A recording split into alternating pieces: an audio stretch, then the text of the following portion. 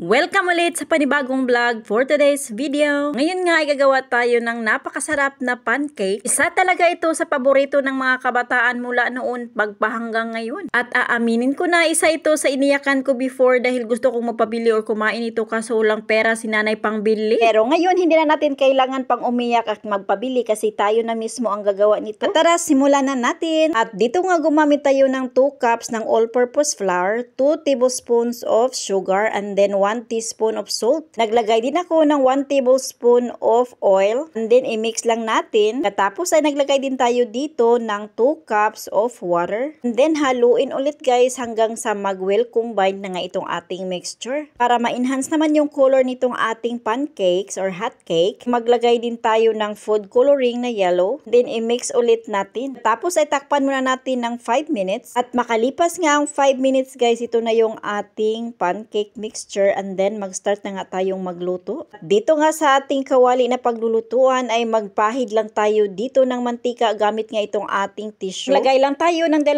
scoop ng mixture.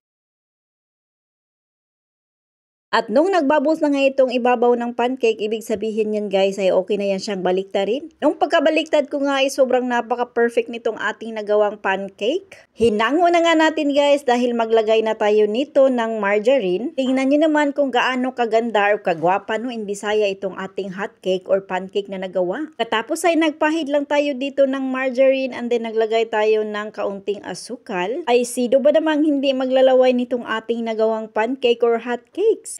Talaga namang masarap itong pang snack, pwede din itong pang umagahan. And of course, hindi pwedeng walang kape pang tulak. Kaya dali-dali tayong gumawa nitong ating Turkish coffee na sobrang napakabango. Nung tanghali nga dito guys ay hindi na ako nagluto ng pagkain namin dahil may mga tira-tira tayong ulam kahapon at saka kanin na din. Yung ginawa ko lang dito ay gumawa lang tayo ng kaunting salad para mabalansin naman yung ating kinakain guys. Dahil nga may natira pa akong chicken pastil at saka itong ating kanin, so hindi na ako nagluto guys kasi nga yung asawa ko hindi naman kakain dito sa bahay kasi nasa work. So yung sangkap na ginamit natin sa ating salad ay lettuce, cucumber at saka ano lang naman guys, kamatis.